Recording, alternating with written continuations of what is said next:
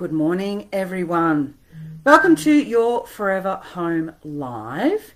This Friday morning, I'm an hour earlier than normal. So hopefully you got the message yesterday that I would be coming on an hour earlier today. And you can probably see my stance is a little bit different today because I'm standing up in my standing home office setup, I suppose. I'm in a conference for 4 days, and I thought I was sitting down for 4 days last time. It just absolutely drove me nuts.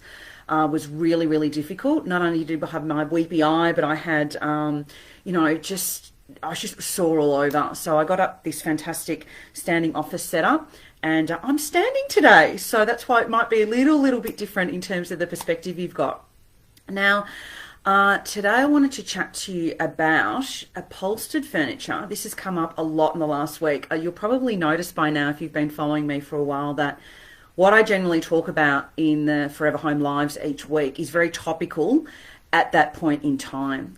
So the podcast is definitely, it's a little bit more planned out. There's a lot more structure around it. And these are really topical things that have generally occurred with myself, my clients, whatever it may be, generally in that week. And this week, the topical topic has been around upholstered furniture. So I have had several clients come to me this week and also last week with regards to setting up their living rooms in particular and their dining areas. And I suppose this gets back to what I was talking about last week is holidays almost have been eradicated. I think holidays this year have been eradicated, particularly for us poor Victorians.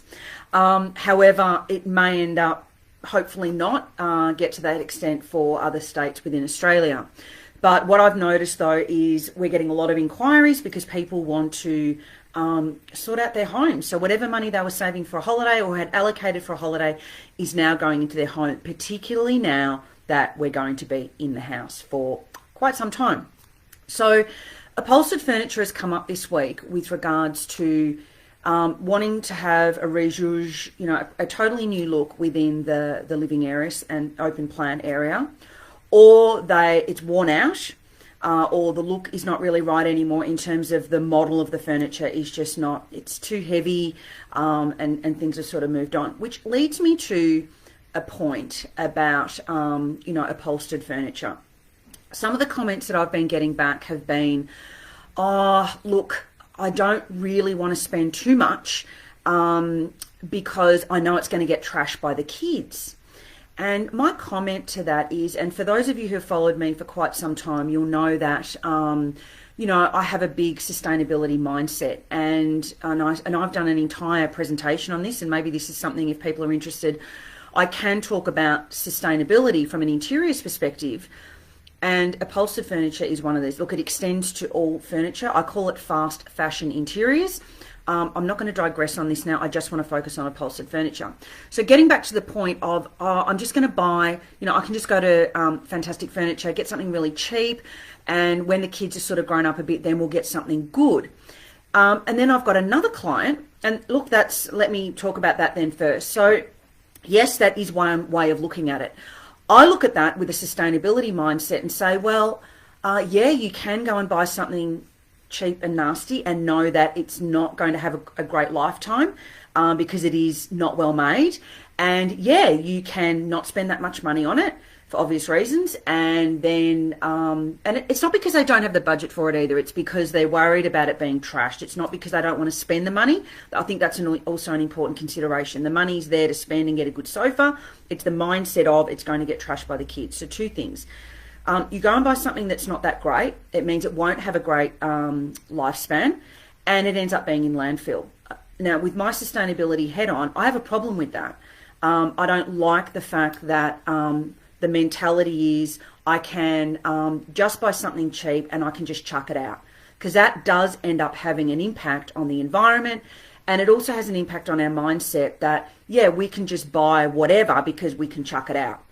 And look, I talk about this in great detail in the sustainability presentation around how Europeans think about things differently and how they go and buy things completely differently than what we do in Australia. So there's that path. The other path is you can actually buy something really good, really well made, made in Australia, support the Australian economy, support local producers. So that's big tick, tick, tick, tick, particularly in this environment.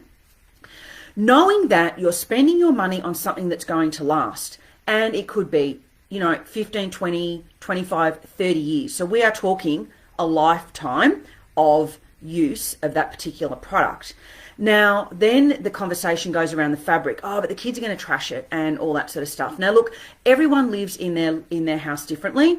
Some families have a no food policy on the sofas.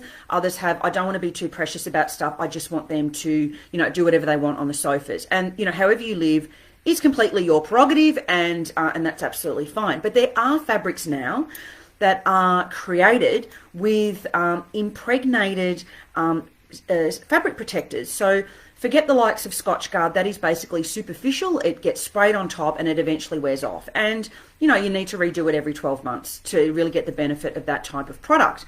What you can do now is get fabrics. You either buy them pre-pregnated. So there are fabrics already from some of the fabric houses that we use that have actually got, a patented product that they use to impregnate their fabrics. And that means then that protector is going all the way through the whole layer of the fabric. So it's going through all the yarns, not just sitting superficially on top. I'm actually really conscious that I'm talking fast. This is a problem of mine. I think I need to slow down. Anyway, so that means then that you can pretty much have a fabric. So I'll just get back to that point. So the fabric house already impregnates that protector into the fabric, or you can actually get your fabric treated before it actually gets put onto the sofa or chair, whatever it is, dining chairs. So there's ways to deal with this. So once you've got the fabric protected with a really good fabric guard, it means then that your fabric is a lot more protected, and what it does is it allows whatever gets spilt on there to bead, and then you can get to that quickly. Now, it doesn't mean, like with carpet, you can't leave it there overnight and think, oh, the red wine, yeah, I've got a fabric protector and, it'll be right.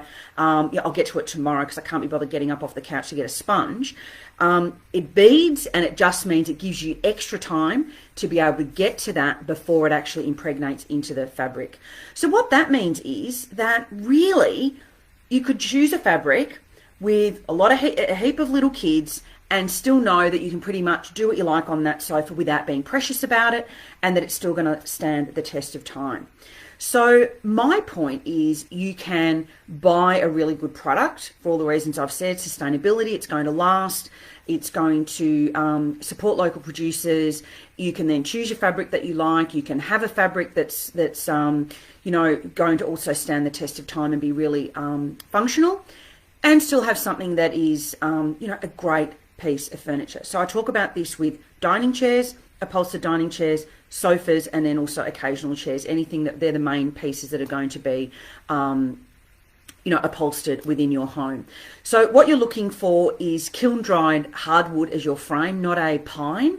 And that's key. That gives it the structural durability. A lot of cheap sofas are, they're not made with a frame with integrity, and that's then what makes them break. And then you can't get that reupholstered because the actual structure of that sofa, and I'm just going to talk sofas, is inferior. And so you will have to then throw it away. Now, I've got another client that came through this week, so this sort of continues the story, and she bought really good quality furniture. Her chairs, her dining chairs, and her sofa are really good quality. 30 years later, she is now getting it reupholstered. I still love the design. It's a lovely classic design. It works with her home. She could pretty much take it wherever if she ends up moving. She's got dogs all over the furniture. And she said, look, it's probably a little bit tired. I just want to get it reupholstered.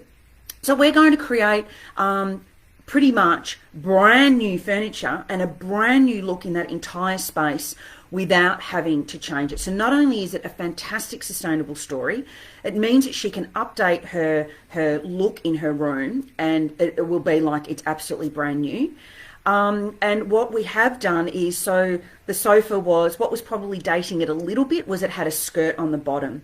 So I suggested that we actually get rid of the skirt and we get the fabric to mold around the base of the sofa. And that will make it look a little bit contemporary, shows off the legs, and so it's remodeled. So it absolutely is going to look brand new. So she bought this once, she brought really well. And, 30 years later, she's now reupholstering it, and that is obviously going to save her a lot of money. And don't get me wrong, reupholstering, I think some people have this idea in their mind that reupholstering is going to cost, a few $100s. It's the fabric in a sofa and a chair, well, the workmanship as well, but it's really the fabric, because you need so much fabric in a sofa, that really then ends up determining what price point it's going to be at. That is a big consideration with the reupholstering, because you just need so much fabric. So that's one thing to consider. The other thing you could do is get a design where the covers can actually come off. So that means you can wash them, and that might, in your mindset, feel like you're able to deal with that a lot better. So get a really good piece of furniture and just get washable covers. That's also, a great alternative. With dining chairs, for example, I produce a lot of loose covers that can go over the upholstered chair, so they can get thrown in the wash. And you can also bring people around to steam clean. Now, the other thing about this lady that I was talking to you about, that's doing the reupholstering of the dining chairs, the sofa and the chairs and footstools, is the dining chairs were also a little bit dated in that the backs were really, really high, and they were driving her crazy. She didn't like them anymore. She didn't like the look. It did make it look quite cumbersome in her fantastic apartment. And she said, so I'm going to get new chairs. And I said, well, what about if we remodel these chairs? Really, the only thing you don't like about them anymore is the fabric. That's an easy deal. And the fact that they're a little bit too high. So I can perform some miracles here. I've got an awesome upholsterer, and we basically then lowered the backs of those chairs by 20 centimetres. New fabric. Again, brand new. They're just going to look brand new. That saved the headache. Not only was it a fantastic sustainable story, it saved the headache of her being really, really particular about wanting the legs to match the table. And that was a timber that I know is going to be a little bit more difficult to get now, and also just to get it will have been discoloured a little bit by the sun as well. So to get that to match again was going to be quite difficult to match 100%. So what an awesome outcome, that not only have we got a great sustainable story, she gets brand new model chairs, she still keeps the legs so we don't have to look at that, and it's going to save her so much money, because dining chairs, they're quite expensive. Chairs are expensive, period, just because there's fiddly work that needs to be done to make them. So, sofas, yeah, they're big, and yes, there's work involved, but the fiddly bits that need to be done with a chair can make them really quite costly in comparison. Hi to have just joined, Cheryl and Louise. Lovely to have you on. So I think my point here is, if you buy well, you can always, and buy something that you really love. Again, it comes back to my point all the time: buy something you love, and a style that is just going to stand the test of time. And if you are buying quality products, it's an awesome sustainable story. Things can be remodeled. You can get washable covers. You can get temporary covers. You can that still look amazing. I've even got them on my own chairs. We had upholstered chairs that my husband had, and they're not necessarily my favourite thing, but that's okay. It came with the relationship, and but he was just going to be so paranoid about them getting dirty with the kids. So I just got some loose covers made that are made in linen, and they look great. And that's another way, also a really cost-effective way. If you can't, afford to get them completely upholstered and modelled, that it's upholstered properly, you can always get a loose cover made, and that could be maybe a quick fix. So there are lots of options, but my point here is, if you buy quality, it really will save you money in the long term. And I feel that sometimes with the mentality in Australia that is completely different to the European mentalities, if I buy cheap, it doesn't matter because I can chuck it out. but think about the impact of that on the environment, on the fact that we're not supporting local producers. The artisan craft in Australia is really making a comeback. So think about just outside of what you want and what you need, and think long term, because there is definitely a solution for you long term that is going to serve you now, but is also going to serve you down the track. And there are so many solutions now to young families and fabrics that are standing the test of time. My sofa is actually velvet. Sure, we don't have a eating policy on the couch. We'll not wet things anyway. They can eat their popcorn. That's just been a rule. We grew up with that rule.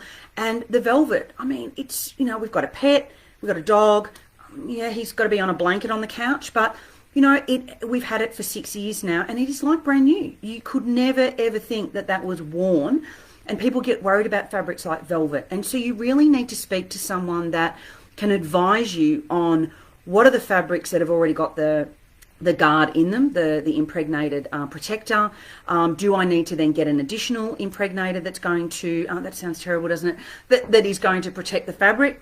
What are the options for me? And really look at the option of getting something upholstered, because there is just so many reasons why that's such a great alternative. I've got another client who had a beautifully shaped sofa, and she said, gee, it's almost going to cost me as much as getting it replaced. And I went, but you are not going to replace like for like this sofa in this quality, in this fabric, and get it for the same price as getting it reupholstered. So for her, it was, wow, I didn't expect it to be that much. Hi, Fabi. But it meant that she was still getting like a brand new sofa, effectively, when it comes back. But it was still going to cost her less than if she had to replace like for like. Sure, she could have gone out and bought another sofa that wasn't of the same quality, with the same fabric, but it wouldn't have had the same look, and it wouldn't have been the same. She'd already bought really well. So it was like, just get it reupholstered. And so she took her a while to get around to that, but she ended up doing that, and the outcome is incredible. So that's what I want to talk about today. Has anyone got any questions?